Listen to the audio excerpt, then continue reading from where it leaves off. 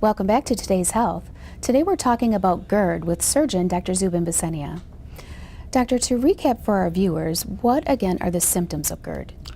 So once again, patients will typically complain of heartburn, and it's like a burning sensation they'll feel at the top of their abdomen or lower chest. Occasionally they'll complain of reflux of liquid. They'll have a taste of acid or bile in their mouth, and it can happen when they're sleeping, it can happen when they bend over to tie their shoes, happen when they're straining. Sometimes people have nausea. People also complain of coughing. So they're at night, they're coughing, they lay down, and all of a sudden they start coughing. And that's because they're refluxing liquid that irritates the back of their throat. Sometimes people will complain of trouble breathing. They'll have a worsening of asthma or new onset asthma. And that occurs because people are refluxing while they're asleep, and they are actually aspirating a small amount of that liquid, which burns the inside of their airway, and it creates a reactive airway. So those are the most common complaints that we see with GERD. Now, there are a couple of non-surgical treatment options available. Can you provide an overview of those again? So typically when patients will complain to their family doctors about heartburn or reflux or indigestion, the most common treatment is medical therapy. And we have millions of people out there that are on medications for reflux.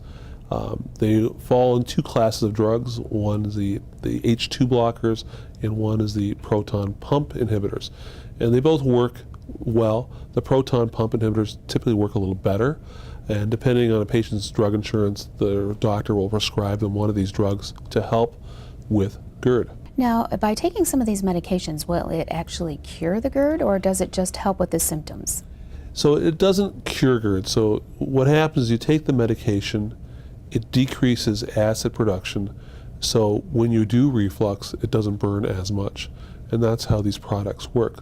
So unfortunately, it's not like a pill you take for a few weeks and the GERD's gone. As soon as you stop the medication, the GERD will return. So these are chronic conditions that people are taking these medications for. And what's happened over time is we've realized that the medications in some people don't work well, or the medications will create some side effect that will create a different complication. And that's why there's been sort of a new interest in surgical repair of GERD. Now, what are some of the potential complications if GERD goes untreated? So if you can think, the GERD is an issue where acid is coming up into the bottom of the esophagus. The esophagus is not designed to handle acid, and so it burns the esophagus. It can create scarring of the esophagus. It can create dysphagia where you eat and food feels like it's getting stuck. It can actually damage the lining of the esophagus, and that will create a problem down the road that over time, the chronic attack of the acid on the bottom of the esophagus will lead to a change called Barrett's esophagus, which then can change the cell type of the esophagus and lead to esophageal cancer. Can the chronic presence of the acid cause bleeding in the esophagus? Absolutely. So very infrequently I will see people that are diagnosed with anemia. And what's happening is their esophagus is scarred and damaged from reflux. And over time, they're bleeding a small amount each day from that area, which leads to anemia. Now, at what point do you recommend surgery for GERD? Well, typically patients have been on medication for a significant period of time before they get referred to me. And the people that I see in my own practice for reflux are people that either don't want to take the medications due to potential side effects, or the medications aren't working well and they're still having reflux. Now, doctor, what surgical treatments are available for GERD? So typically, the problem with reflux is fixed laparoscopically, so it's a minimally invasive procedure to repair the lower esophageal sphincter. 20, 30 years ago, we had to do it in an open technique, which is a big incision that was basically from your breastbone to your belly button in order to repair this, because it's up high in your chest, so it's very difficult to get to and created a lot of complications just from the surgery. But with the advent of the laparoscope, we're able to fix this problem relatively easier with very small incisions, so people do well. So to use the minimally invasive approach, we can repair the hiatal hernia, fix the acid reflux issue in a very short operation, so 35, 40 minutes to fix the problem. And then people do better because they're up walking that day, they get home the next day, and they're on a slightly modified diet for healing. Basically, they're on soft foods for about 2 weeks, and then they can start eating regular food, but they can get back to work quickly. So if you're at a desk job, you can return to work in 3 to 7 days. If you have heavy lifting in your job, you're off for a couple weeks.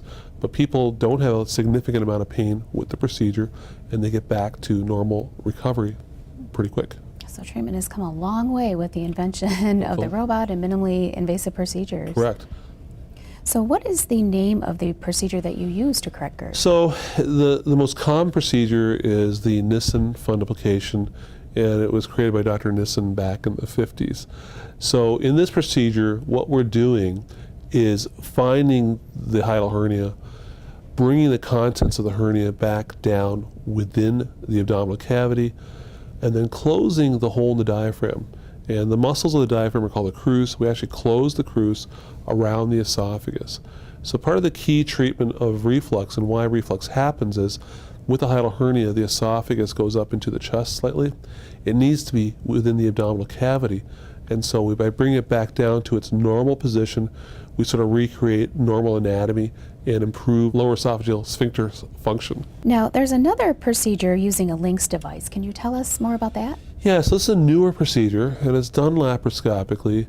And what the LINX device is a series of magnetic beads. So we have this almost like a pearl necklace type of beads that are placed around the lower esophageal sphincter.